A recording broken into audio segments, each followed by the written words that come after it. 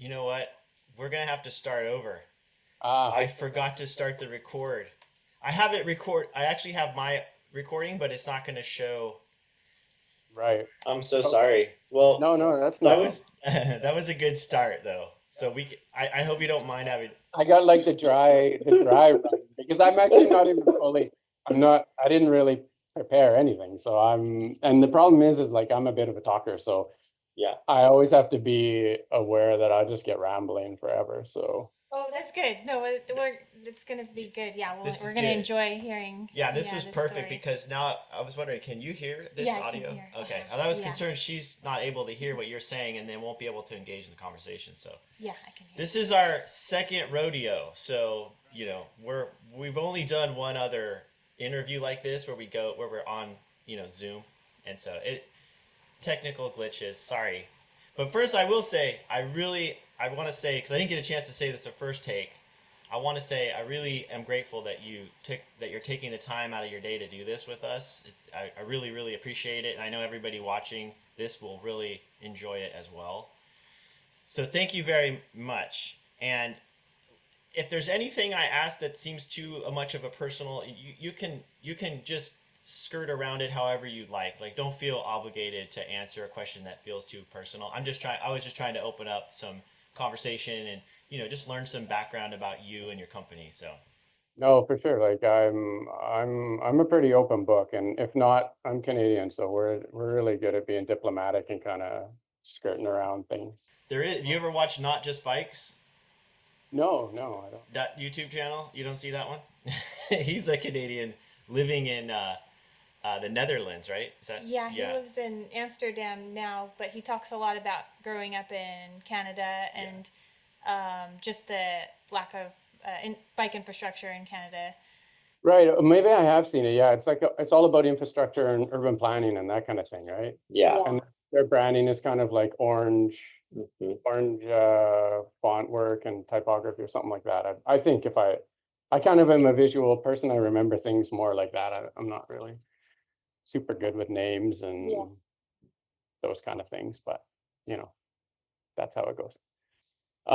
So you want me to just roll it again? Yeah, sorry about that. No, So no problem. let's start off with the first part. Or so just describe your company, what you do, where you're located, and then once we do that, then we can dig into kind of your past and how you got started in cycling and cycling clothing and your education, how it all brought you to this point. Yeah, for sure. If I don't do such a good job as the first one, then you're gonna have to like overdub it because I felt like the first one came pretty good. It came out great. So yeah, so I'm Lawrence. I'm the founder of Cima Coppi, and Cima Coppi is a company that we do cycling clothing that I believe focuses on radical sustainability. So that to us means putting sustainability at like the front end of the design brief, instead of coming up with products and finding your clientele and everything, and at the end saying, how can we make this sustainable? We try and put it at the front end and ask a simple question like, what is sustainable bike clothing? What does that mean first and foremost? And then we go designing from there. So that's basically brought us to natural textiles and non-petroleum textiles. So we focus on merino wool and cottons principally. And we also build everything in-house, and we can make things to measure. So people can get custom sizing or any kind of fit and sizing that they need. And that's basically the company in a nutshell. And let us know again where you're located. Right. So we're based in, currently and I guess for the future, we're here in the north of Spain in Oviedo in Asturias, which is on like the Cantabrian coast, a really mountainous region part of Spain. And we've been here since 2015. I started the company in 2008 in Vancouver, Canada, and I was working on it just kind of as a bit of a side project, a kind of art project, I guess. And then my wife, Patricia, joined me in 2012. And then we moved the company to Spain in 2015. She's Spanish, so she's from Spain. Very cool. So yeah, so let's get into how you got here today. So take me back to, how you got into cycling and then how that led you ultimately into creating this sustainable cycling clothing brand. Right. So yeah, lifetime biker, and basically, you know, I grew up cycling from a really young age, like first in BMX and then into mountain biking. But my first introduction to cycling was like really utility. I had a paper route. I rode my bike 5 kilometers a day to get to, like, 5 kilometers to and 5 kilometers from, to get to school and stuff like that. So for me, it was just freedom. And it kind of, it allowed me to just only depend on myself, like depend on my legs and not have to depend on other people to do things. And that really stuck. So just kind of a lifetime cyclist since that. Like I said, got into mountain biking with all the stuff in the North Shore of Vancouver. And then mountain biking got super real with full suspension and everything. And it was too much for me. So I got into road biking and have just been biking ever since, doing all sorts of stuff, doing my own kind of adventures and randonneuring, all of that kind of stuff. And yeah, in terms of my education, like, or I mean, it's all kind of a big through line for me about sustainability. Like, I can try and do it in a minute, a hot minute, I Take guess. your time.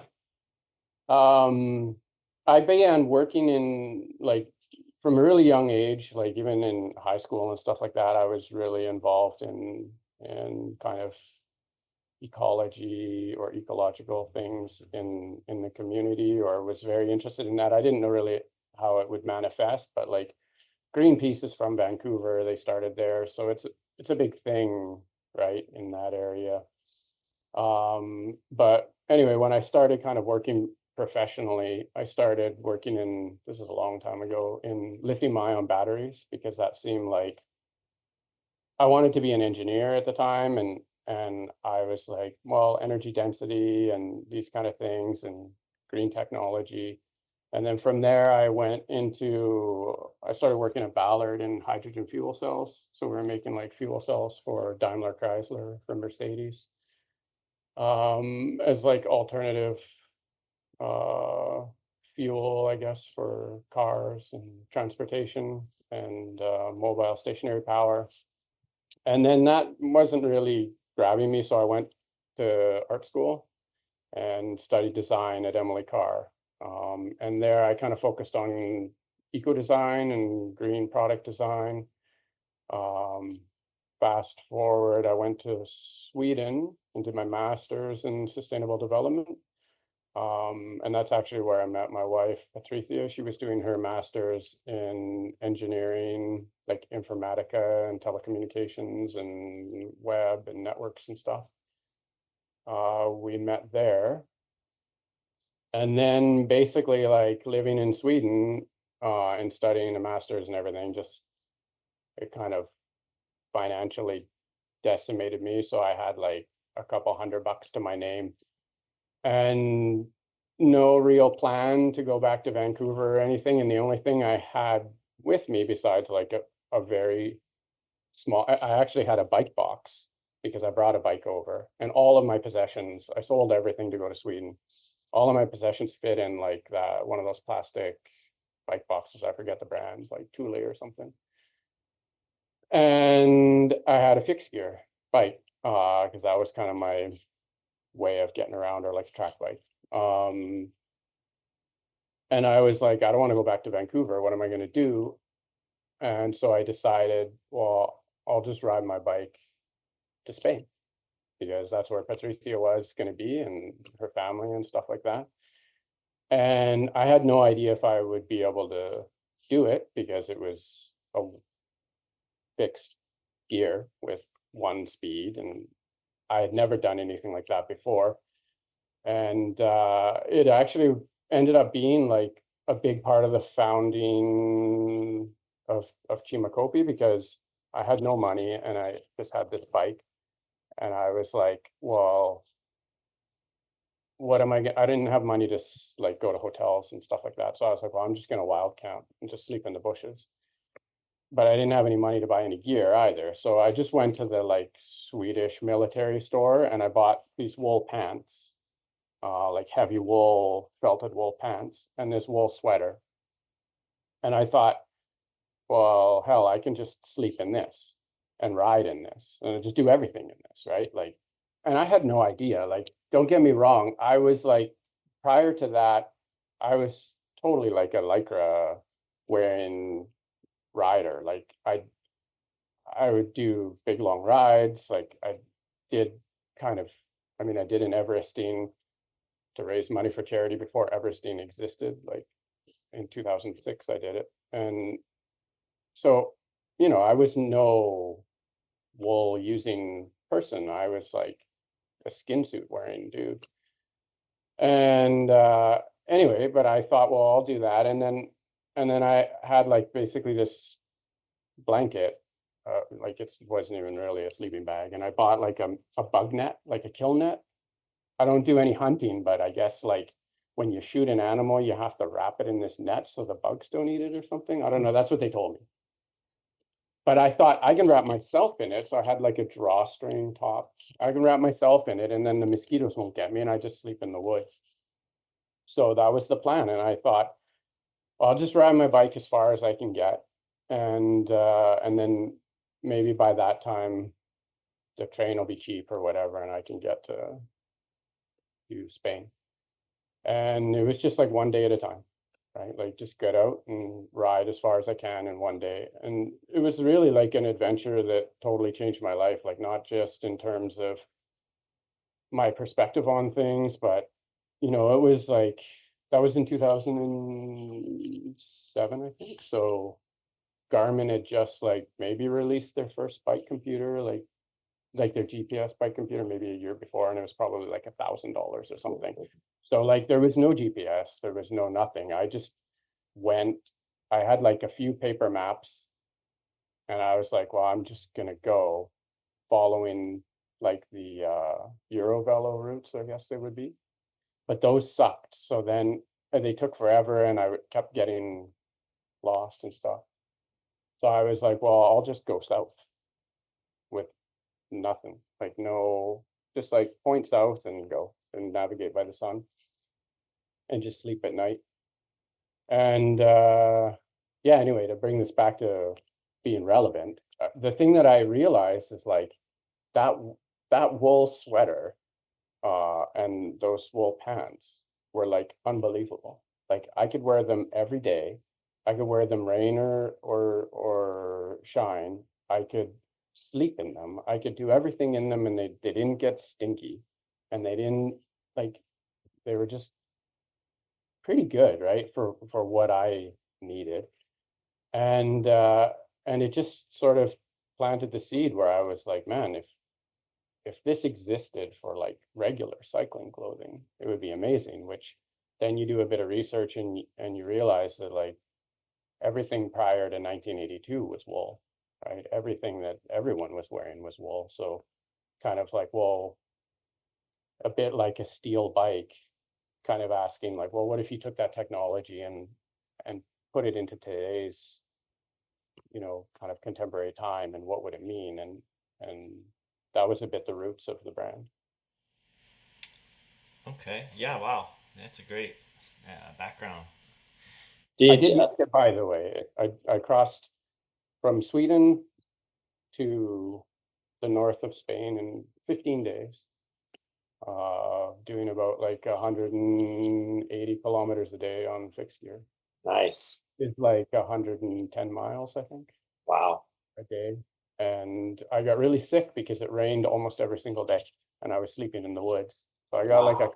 I got a lung infection. No way. Yeah. And you made So it. yeah, but I had to stop in San Sebastian because I was actually really sick, and a friend of ours saved me in the Basque Country, and his first response was, "Well, we got to go drinking to kill all the bugs." Yeah, that usually works. The name of a company the Cima Coppi. Tell me where that came from, and what was the inspiration for your company's name. Yeah, so we started, or well, like I said, I kind of started it as a bit of an art project, I guess I would have called it anyway. Like I was just kind of like I studied design, right? Industrial design or product design. So that's about kind of thinking spatially in 3D and everything, but we didn't do any kind of fashion or textile stuff. We did a bit of soft design, like backpacks and that kind of thing, but clothing design is quite different. But I think I was interested anyway, and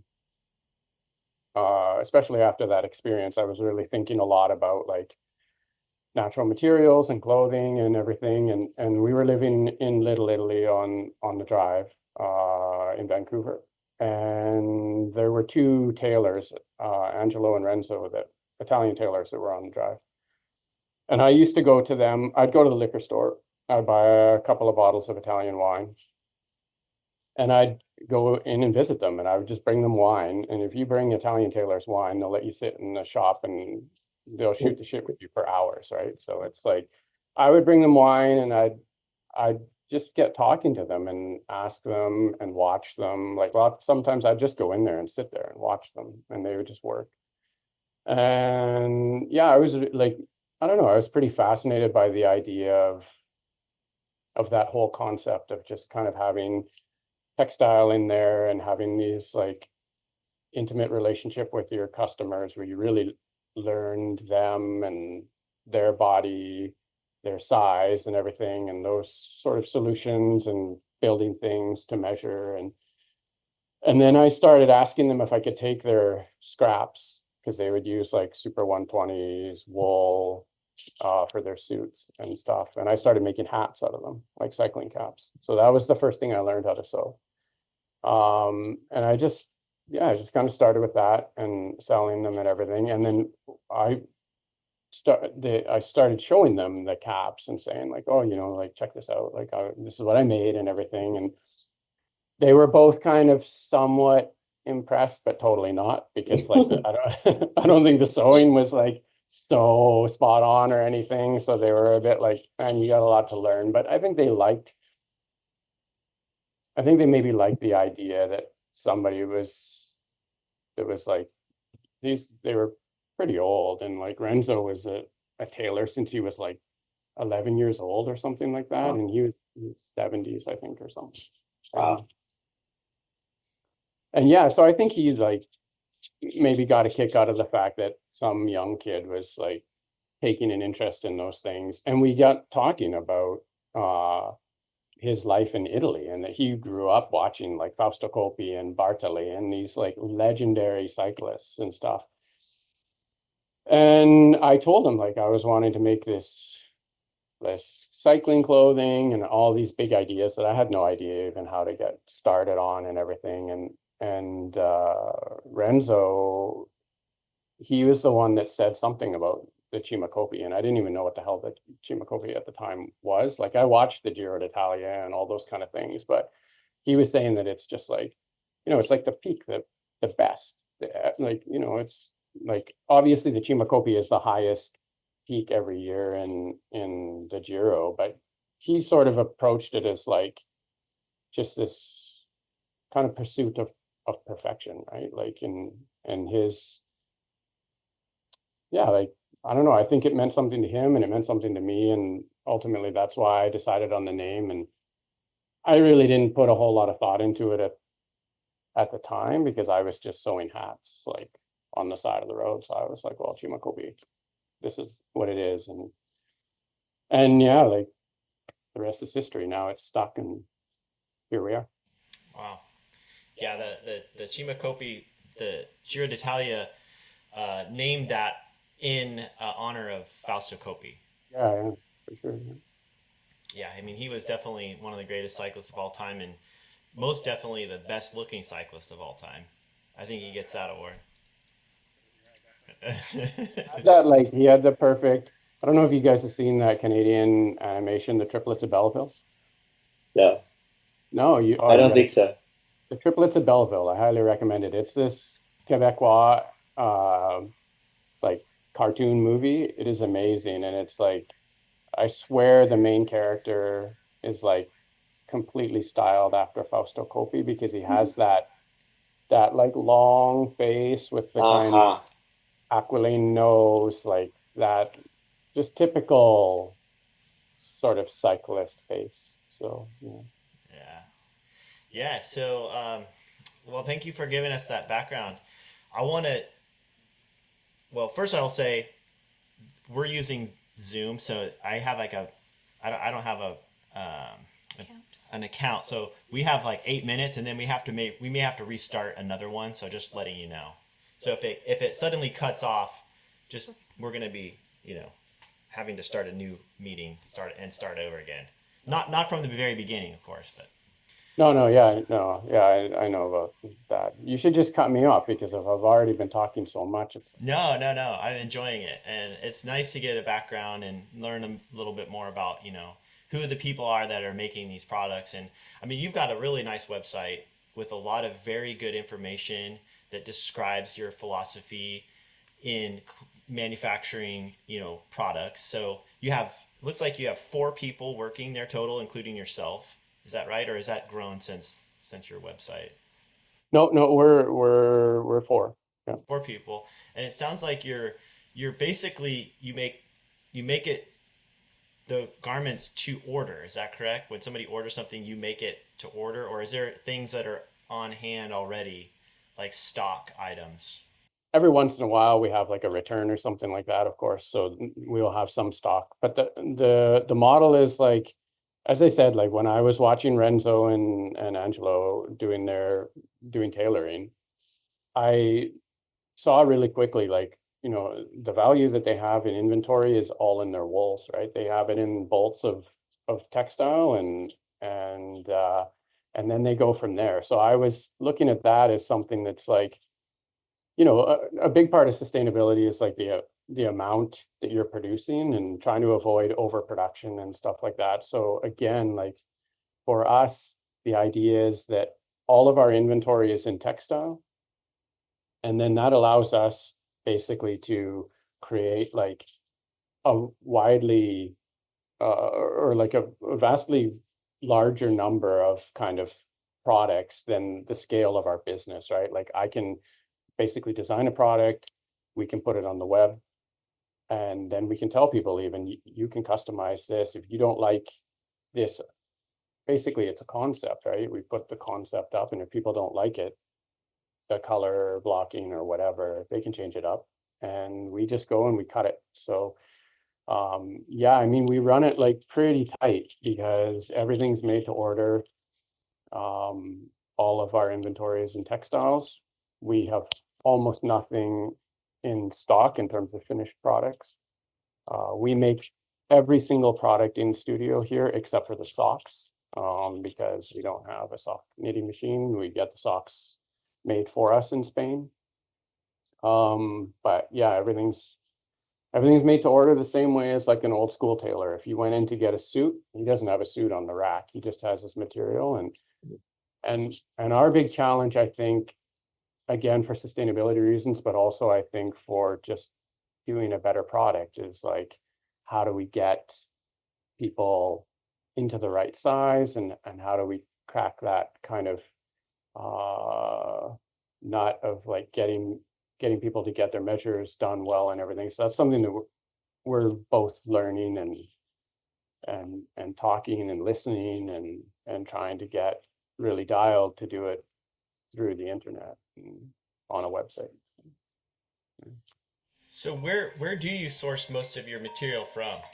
All of our suppliers are European suppliers, so they all are within the EU. They come from all over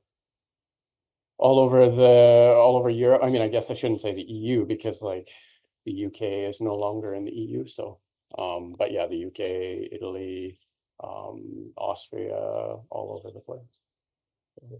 So mostly throughout Europe. Yeah, entirely in Europe. And then the actual raw wool comes from New Zealand. And the reason that we're like very strict about finding suppliers who deal with New Zealand is because mulesing, which is like, I believe that's how you pronounce it, is like the practice of trimming the wool from the tail end of a sheep, which can be very painful. That's illegal in New Zealand. So we don't have this scale to, I'm not going to go fly to a farm in Australia and audit a company. We're a tiny little company, so we have to obviously believe in what people say and the certifications that they have, our suppliers and stuff like that. Those, also it's another big advantage of, or maybe not advantage, but like a big consideration of having European suppliers is to know that those things are legally binding and that they are audited and that they're checked. And so, yeah, we go that route, and rather than having to kind of say, well, if we buy the wool from the raw wool, if the mills buy it from somewhere else, like you don't have a legal requirement for animal husbandry and everything. So How is that in Spain? Is there, so you get zero wool from Spain, or? we get zero wool from Spain. Oh, okay. It's unfortunate. Like, I mean, it's something that we would love to explore from a sustainability standpoint. Like, actually, the Merino sheep, like Merino is a Spanish surname. Merino was a breed of sheep that was bred in Spain. So it's a Spanish breed, but that has long left the country in terms Oh, of, interesting. yeah, so it's like it's all basically like the vast majority of merino production in the world is in Australia and New Zealand. And then after that, there's small amounts all over Europe, in Argentina, places like that, but it vastly pales in comparison. Like I think Australia, New Zealand produce like 90% of the world's merino. And it's a shame because we've like toured around, like done bike tours around in Spain, near Bejar, which is like a big wool, or was a big wool and mill town in Spain. And there's still some of that production there, but not at the fineness that we need, or for garments and stuff. It's more for like blankets and those kind of things. But it would be rad someday to like find a way to be buying wool from Spain. I would love it, like just for so many reasons. What other materials do you actually use in your? I know you have a small amount of other things you're using. Yeah, so we use yeah, we've done a number of projects with like different cottons, so wax cottons. Right now we're like using a ventile cotton, which is like a military spec cotton that is was originally developed by the RAF, the British Air Force, for like jumpsuits and stuff like that. So it's like a really dense weave cotton that's made out of like a very, very high staple cotton. Like it's a extremely high quality, high-end cotton, just for like durability, and then also the fineness of the cotton, and it has like water resistant properties. And it combines super well with wool.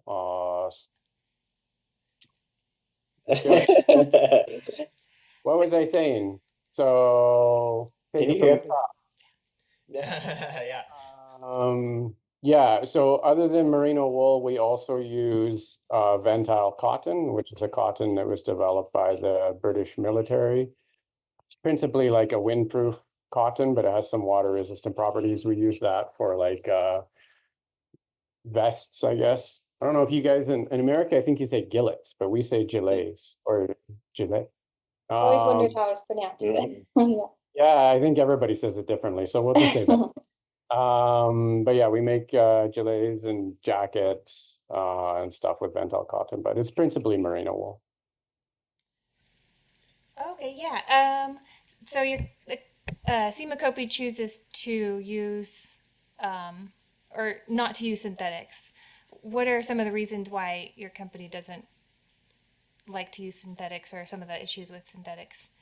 Yeah, I mean, It's principally two big reasons. So again, going back to like when I studied sustainable development, it was in like a Master's of Science um, program. So it was really like a scientifically rigorous approach to sustainability. And that was looking at like key principles for what is sustainable and what is not sustainable. And in 10 seconds or less, if I can, that's basically like a big part of that is the introduction of things from within the Earth's crust, like from the lithosphere into the biosphere. It's like the living part of the planet. And so when those things are introduced in high concentrations, they're almost across the board toxic. So you can think of like mercury, it's exists in the biosphere in super small concentrations, like almost not at all. So when we introduce it, it's toxic to us because our bodies don't know how to process it, or any animal.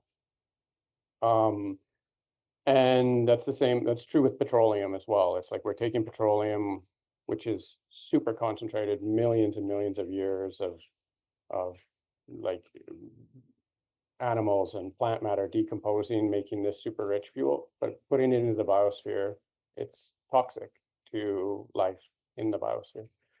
So that's again, like designing from that kind of principled standpoint is we can't use that material because under no circumstances, it doesn't matter if it's virgin, recycled, whatever, you can try and put lipstick on a pig.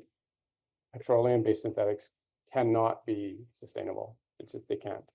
So we can't make sustainable cycle wear. We can't claim to make sustainable cycle wear unless we just put like a little badge on the website saying, oh, this is sustainable because of whatever reason. So it has to be materials that come from the biosphere. It has to be renewable materials. So that means like plant or sheep's wool or whatever. And then that's reason number one. And then reason number two is even if you produce synthetics, so your polyesters, polyamide, throughout the use of the garment, throughout washing, wearing, all of those things, they're releasing microplastic content, like tiny microfibers into the biosphere, which are bioaccumulating, right? They're super persistent. They don't break down. They're bioaccumulating, and we don't know 100% what the cause of that is, but if any of you are podcast listeners, I recommend listening to the microplastics episode on Science Versus about the Science Versus podcast about microplastics. Doesn't look like it's good. So that's the other thing. Now, we do use very small amounts of plant-based, so it's a bio-based polyamide, which full stop, that contradicts what I have just said. It is a poly-based material. We use it very sparingly in small amounts, like in the bib shorts. We use it for increased durability on the seat panels. And that's simply because modern saddles are often like have adhesives on them or whatever they wear, they'll wear wool out more quickly if you don't use like a Brooks saddle. But again, we use those things extremely, extremely sparingly. The rest of the garment is wool. I think at a point we might be at 12% of any garment by weight of either foams in the pad or polys in small amounts. But in any event, the status quo cycling garment is 100% petroleum based and 100% microplastic releasing. So we're moving step by step. So I have two of your jerseys here. This is the lightweight or midweight, you call it, or lightweight? That one's the lightweight. That's 190 GSM merino. Yeah. Okay. And then I also have the custom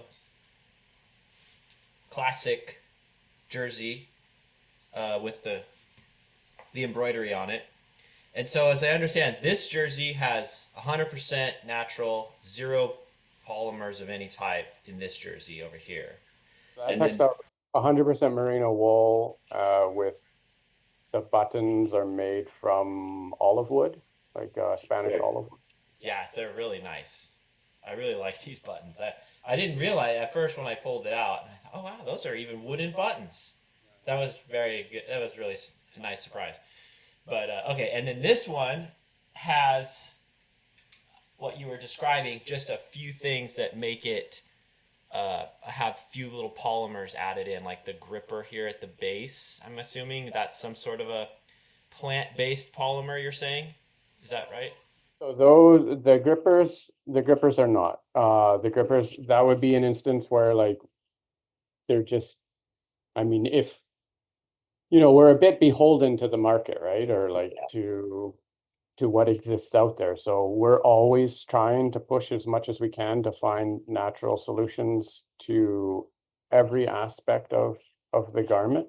But again, it's kind of the old saying, which I'm going to butcher, which is something about don't let perfect be the enemy of good. I think it is. Yeah. So it's like, obviously, um, when we say a sustainable garment, what that means to us is that like we're on the path to sustainability, right? Mhm. So I don't think, certainly nobody makes a sustainable garment today. But I do, with all my conviction, believe that we make the closest thing to that. And I know that we're moving towards it from like a science-based, rigorous standpoint. So we're going to get there. But yeah, today it's just a matter of like, ultimately it comes down to when we buy from our suppliers, they're going to produce that more. When our customers, who are always super thankful that they kind of believe in what we believe in and they support us, and we appreciate that so much because we can only do it with our customers' help, and then we can get there and we can keep pushing towards getting every single aspect of the garment totally natural based. But yeah, right now it's those things don't exist um, in natural format. Yeah, I think it's yeah, no, I think what you're doing is great, and you're on the direction, and that was, I think, the important point to make. It is in a lot of these discussions you hear, it's black, it tries to be black and white, but it can't be. We all live in a society. We have certain infrastructure already in place that we're trying to work within, and so there's a reasonable expectation. And if you look into like the definition of veganism, you see these words that leave open some wiggle room, because you can't expect perfection. There's the words reasonable and practicable, and so I think what you're doing is falls within reason. I mean, it's well within reasonable. And then the practicable part is, are you actually able to find a zipper? I mean, even just this zipper here, you have to put a zipper on this particular model because you're saying like the market is almost dictating that. Like, I want a zippered jersey, whereas I love this classic fit, but I can understand why some people may not choose this style, is you have to pull it over like a regular shirt, and if it's really hot out, you can't unzip it all the way. And so there's reasons for different things like that. And I'm sure with time and the fact that people are purchasing products from a company like yours that actually has a moral or ethical approach, you're going to help change the marketplace. And then eventually some manufacturer out there might come up with a clever zipper system that doesn't need traditional plastic from fossil fuel.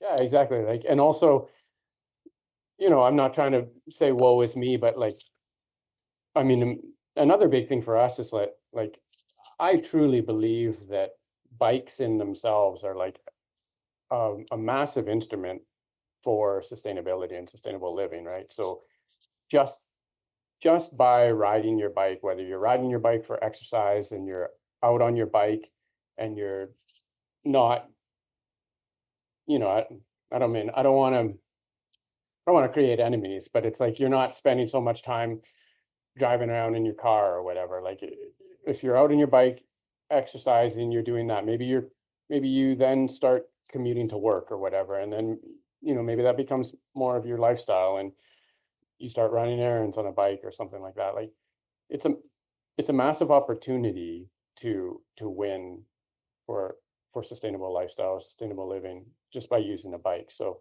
for me, it's like, that's already huge. That's why we're in the kind of bigger picture bike industry. And then you get down to like the garments. We want to give those people who are looking for it a natural alternative, a sustainable alternative for those kind of things. And then you go back down even to like another granular level, and it's like, we have to put pressure on all of our providers, their businesses too, that are trying to succeed, and they have their objectives and stuff like that.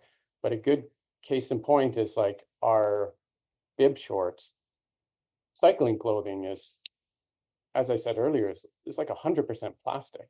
It's crazy. It's like everything is totally plastic. Um, and we were able to approach TMF, which is one of, there are basically two massive pad makers, like, or chamois. Some people call them chamois now, but they're not made with chamois leather anymore, but pad makers in the world. And there are two Italian brands, Elastic Interface and TMF. And we were able to go to TMF and create a pad with them, that we were the very first customers to use this pad that is made of, and I forget the exact percentage, but it's around 60% of the pad is made of bio-based foams. So these are foams in the pad that are made from plant oils, which there's, if people aren't buying that, there's no reason to produce those things. You can just make those foams, and all those foams exist out of petroleum, right? So it's like, we're pushing to have that. We have like a merino wool surface textile on the pad. And then the other materials are recycled. So this is a pad that's like 80% bio-based, natural, and then the small amounts left are recycled. And if we don't have that stepping stone in the process, we're never going to get to 100%, right? Like, we've got to be able to go bit by bit. And if our customers weren't buying those things, and other, those suppliers weren't seeing the need to produce those things, they wouldn't get produced, and we would never get to that point of eliminating petroleum plastics from cycleware. So I think it's just about knowing the process and knowing the goals and what is success, and just kind of getting there. Well, I really admire your passion for this. It's I think you're making a big impact. So, yeah. So I was gonna ask you. Did you have a question? I think. Oh no. Go ahead. No. I was gonna ask you about some of the other. You make garments for people who order stuff directly from you, but don't you make garments for other brands at times? I noticed that you made the Crust Bikes long sleeve jersey that they had for sale on their site. Yeah. Yeah. I mean, we do a lot of custom work. We do a huge amount of custom work for like randonneur clubs, all over the world. Like, we've done, yeah, more clubs than I could name. And then when it works, like, every once in a while, we will do collaborations with brands where it works. Sometimes we don't always have the ability to say yes, because making kit out of natural materials, which are extremely expensive, merino wool is extremely expensive to buy. It is magnitudes more expensive than polyesters. Even the highest end, we get sent all the time, and a number of our providers, they provide both things, right? So we know the pricing on all of those things. Natural materials are magnitudes more expensive. Sometimes it's not possible for us to do that, but yeah, we've done stuff with Crust, Camp and Go Slow, or to smaller American brands that I'm sure all of your viewers know. And then yeah, where we can, like, I don't know, for me it's like I'm always super stoked to do like cool projects, especially with other small brands. Like we're just a tiny little brand ourselves, so yeah, anytime, or like, you know, doing a project with you guys, like those things excite me a lot. Like it's just kind of new perspectives, new ideas, and yeah, it's just fun. It's part of cycling, right? Like Mhm. getting the kind of kits and sort of the team thing and everything. It's just like such a Yeah, it's nice fun. history of cycling. It's fun. Hmm. Yeah, it's a lot of fun. I was really surprised when I emailed you the first time and reached out and asked you if you'd be willing to do this. And when you agreed, I thought, oh, okay, because I've reached out to other brands and asked about doing some custom stuff, and you have to. There's always a minimum order, and if you don't do a minimum order, you can't even really start talking prototypes, or like this is when we did this, I wasn't thinking that we were going to turn this into a possible option for people who are watching to buy it. The fact that you said yes, you'll do it was sort of I was taken back by that. Oh, okay, so you will try to make this. Okay, well, let's just see what happens. So I ordered one for myself and one for my schools, and and then you made it, and you made that very nice video edit of you making this jersey, which I put a link in the previous video, and I'll put another link in to this video if anyone's out there watching and they want to see how you made this jersey. But a few people reached out to you and asked if this was going to be available. And so that actually opened up a lot of what made me pause on this for so long was the question of ethics. Because, I'm a plant-based eater, and I do it not just for the health aspects, but I also do it for the environmental and for the animal welfare aspect of it. And I've been reading about this and thinking about this stuff for a very, very long time. And, I've slowly moved into that direction. And it didn't happen overnight. I didn't just wake up one morning and say, I am going to be a vegan, and I'm definitely not an activist even to this day. I don't make this a public, necessarily a public statement. I do it for myself, and it's just about how I want to be in this world. But then when this came along and there were people asking about it, I immediately had to reconcile, well, am I going to be offering something that sort of contradicts my own views and my own ethics? And so there was a comment that came up in the comments that I responded to, which asked the question, is this an unethical thing to be pursuing? And it's a great question, and it really made me have to stop and think, and I wanted to hear your thoughts on it because I know this is something you're incredibly passionate about, and I mean, yeah, it's a conversation that I mean we could have for a long time. Yeah. So, but for sure, like, I mean, I approach it from two different ways. I mean, principally, number one is like our focus is sustainability, right? And sustainability is a term that you get a lot of definitions for, and it encapsulates a lot of different things sometimes for many people. For us, the approach is science-based sustainability. So we're talking about like flows and concentrations of substances in the biosphere. It's very science-based. It might be what you would hear if you talk to somebody who is in, another part of the sciences. Um, and so for that, it's like that is avoiding, again, as I said, like avoiding your petroleum-based products because those are not sustainable coming from the lithosphere into the biosphere. It is a substance that bioaccumulates. It's a substance that is poisoning life on the planet, right? You can't get around that. So we look at natural-based materials for that reason.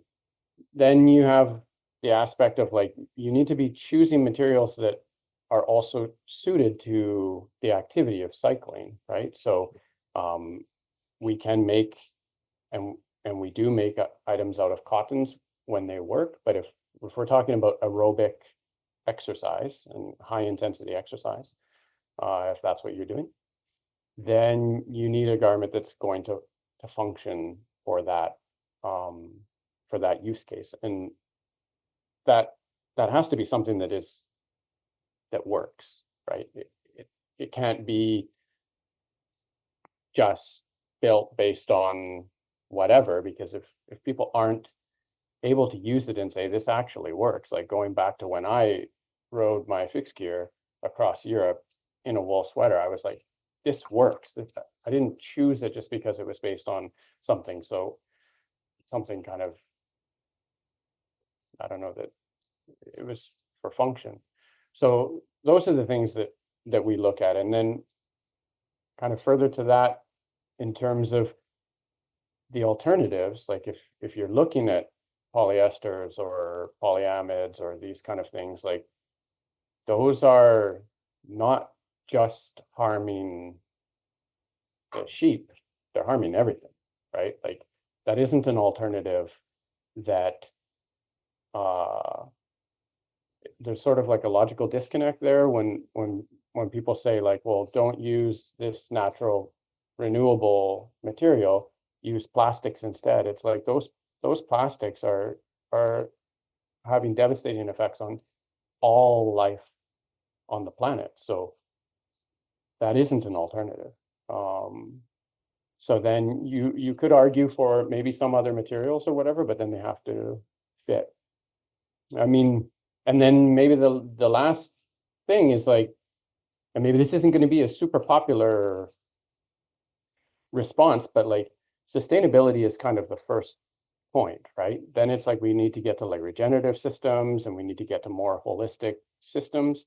But that first sustainability point, if we're going to get anywhere in this, is like, it's not going to be, that isn't synonymous with utopia, right? It's not synonymous with that everything's going to be perfect and that we're going to be kind of hand in hand kumbaya or something, right? It's like, you know, it still is going to mean that we have complex decisions to make. But fortunately, at that point, at least the biosphere or the conditions for life that we're creating will be self-sustaining and we'll be able to then move on to the next things. I personally believe that there's likely no longer anything on the planet that's sustainable. But if we went back 300 years or 400 years or 1,000 years, pretty much everything that we were doing 1,500, 2,000 years ago was likely sustainable at that time, right?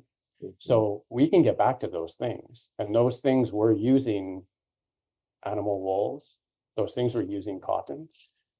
It's just sort of the heavy industrialization of all of these processes that have made it that is no longer sustainable. I believe that there is such a thing as sustainable animal husbandry. You can shear sheep ethically without death, using a natural resource and doing it in a way that is beneficial to the sheep. Like those merino sheep have to be shorn. If they're not shorn, they will just grow wool until they die.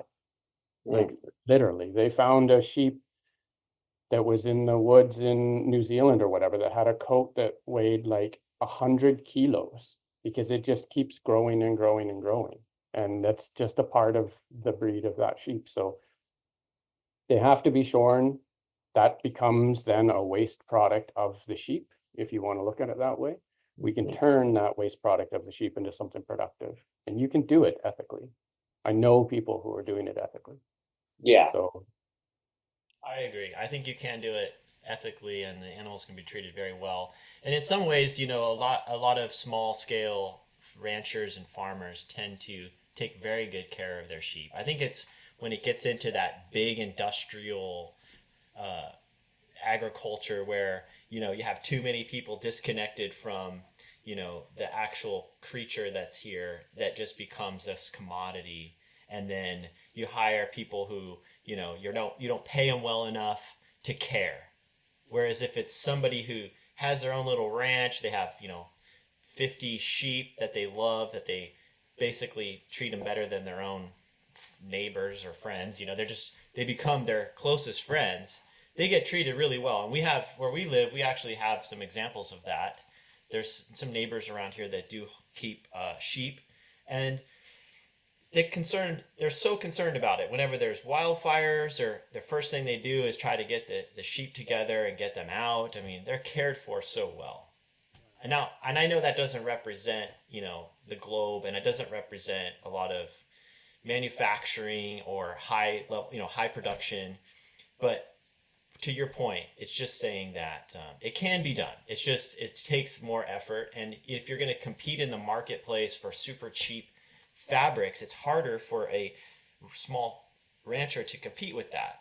And so those, you know, so you don't get your wool from that place. You get it from, you know, some other country that has lower standards, that can, you know, produce this stuff without you know, without oversight or anything. So yeah, I think it can be done. And, you know, but I don't want to close the conversation. I think it's one of those topics that has to be open for discussion at all times.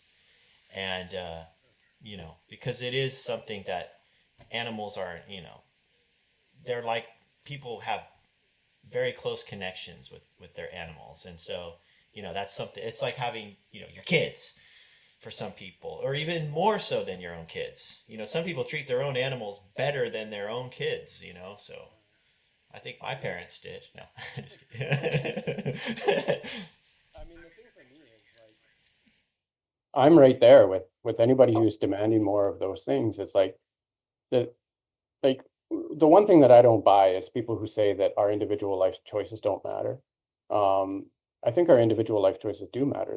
They matter tremendously, even if they only matter to you, right? Like, we only have one short life on this planet. Like, it's the same thing for me. If I'm going to be creating these products, I want to create products that I can stand behind on all levels, like quality, ethics, everything. I don't want to just create some plastic trash that's going to end up in a tire fire somewhere. So, and I think those, like, to keep pushing forward, right, for better ethical treatment of animals and everything, I am right there with everybody, but it's all part of the process of getting to like the end goal, right? Like an end goal of a sustainable product, a sustainable society. So yeah, but the thing is we have to be pushing, right? We can't just be like, well, it's too big of an issue. I'm just going to go buy a bunch of petroleum-based plastics because whatever, right? So I think that's the key. It's like, just start today and make it better tomorrow. Yeah. Well, looks like we're going to be running out of time in about 9 minutes. So before we go, because I know you don't want to wait for another intermission, another restroom break. So let's talk about the jersey. I know we haven't really discussed this too much, but some people have asked about this. They want a Henry Wildberry cycling jersey. So, and I've been thinking about, you know, how would we do this? And I mean, one way to do it is, you know, I make up an order and I order a number of jerseys from you, or I just tell people to contact you directly and you take the orders, and, you know, however many come in. And, you know, I stay out of it. You know, I don't get involved in the commission side of it. And I'm perfectly fine with that. I would rather it be that way, because I feel like the customer comes to you, they can ask very technical questions, they can ask those ethical questions, they can ask sizing questions. I know you can make these different lengths, and and the care, how do you care for it, washing and all that stuff. So I feel like I would rather, because I don't anticipate seeing a whole lot of orders coming in. So I'd rather the people who do want one, even if it doesn't have my embroidery on it, just this particular jersey, to come directly to you. And then if you ended up with, a whole bunch of orders for some odd reason, then I would be happy with you saying, hey, we got a lot more orders than expected. We want to, send you guys a couple more jerseys or send us some of those bib shorts you're talking about. If it works out to that would be is all I would ask for. And I wouldn't even ask for it, but if that's what happens, that would be fine. We'll figure it out. We'll definitely figure it out. But yeah, I mean, we'd be happy to make them, and yeah, if the customers have questions that they want to ask us, like we can definitely help them out with those things and guide them to the answers. Yeah, and the other thing was, you embroidered our names on here on the sleeve, and so I would like it if that was available to whoever wants to purchase it. I already had one person message me, and he wants to get his name logoed on or embroidered onto his sleeve. And yeah, so Yeah, for sure. That's easy. It's something we do all the time. okay. And then what about colors? Do you have?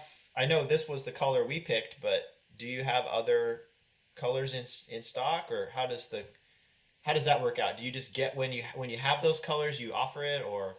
Yeah, I mean, we have probably 10 colors. Like we sort of have in each textile, we kind of have a bit of a selection of colors, but yeah, I mean, we can definitely make them in that color, so it's a bit more of like a kit, if you will, that sort of the Wildberry team or something. But also if people wanted it in a different color, if they wanted it in blue or red or something like that, we can definitely make it like I said, all of our stock is in textiles, and we can make what people imagine. So Okay, yeah. very But nice. in this case, I think it would be cool to keep it all kind of, The same.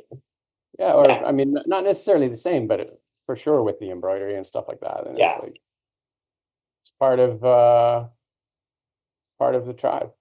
Yeah, yeah. No, I really like it. I have to say, it's a wonderful jersey, and I ordered the base layer also, so I'll be pairing that. What I will say about this jersey, if anyone wants to know my opinion on it, when I first got it, it was a bit itchy. And so I emailed you and I said, hey, is this something that do other people mention? And then you responded back saying, well, have you washed it yet? And I hadn't. So I've washed it twice, once by hand and once in my machine, using a low, very delicate setting, and it's a front loader, so it doesn't agitate the fabric much. And since doing that, it's definitely a more typical wool feel. I do own other wool. I have this Kitsbo, the now defunct. Is that how you say it? Defunct Kitsbo. I have two of these. These are their icon jersey, or not jerseys. These are their jackets, and it has a similar feel now. This to this, where this is a Pendleton fabric. This comes from Portland, Oregon. Very high quality stuff, and they now feel very similar. This jersey. The thing with the 285 really quickly, and it only happens with the mid-weight wool, is that our mill sometimes piece dyes those and sometimes yarn dyes them. And that depends on the color. And so some of those, they have a little bit of a different feel to them when they're first new. But then after washing and wearing, they'll get to the same point. And that just depends on whether they're piece dyed or yarn dyed. So they can feel different depending on the color. Okay. Yeah, and then this one, which was the lightweight, this one just feels almost like cotton. Actually, I would say it doesn't itch at all. This one, and I've washed this one once, and even out of the bag when we got it, it was very soft and not itchy whatsoever. So if anyone is very sensitive to wool, keep that in mind. And if you want to take a chance and still get one, just know you're going to have some care to kind of get it to where it'll be very soft on your skin. It may take a little time, but it seems like it'll get there. Yeah. Also, those midweights are more of a thermal item, so they're usually paired with a base layer anyway. So if you put one of our base layers below, that's going to be the ultrafine, the lightweight merino, and then you're going to have something below that. Those garments are usually a bit warm to be wearing, where you just wear it next to skin. So, but it can be done for sure, and they soften a lot right after the first initial washes. Yeah, and also they do have a stretch to them, which I was kind of surprised. They feel like I have a little stretch, which is nice.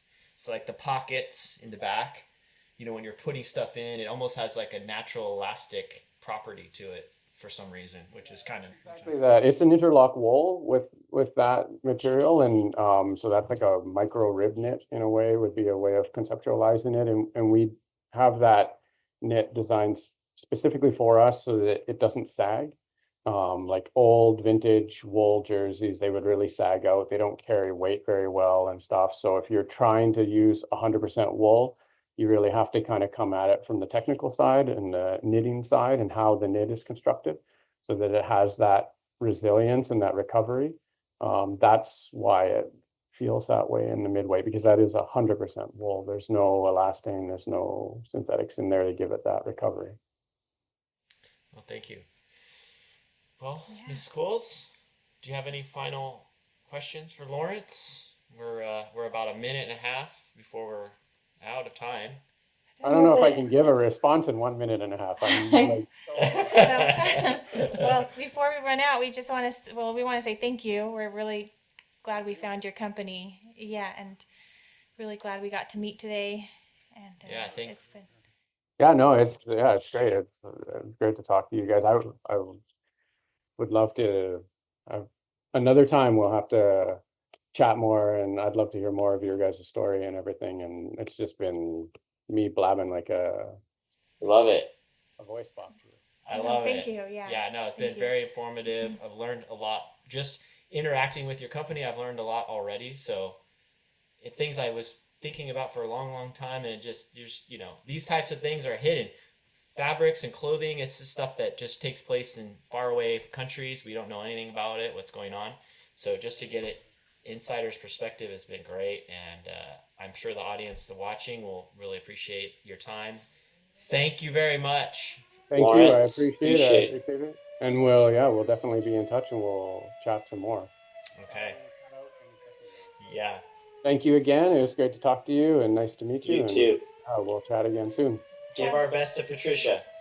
We will too. Okay. Thank you. Have a great evening. Okay. Okay. Bye.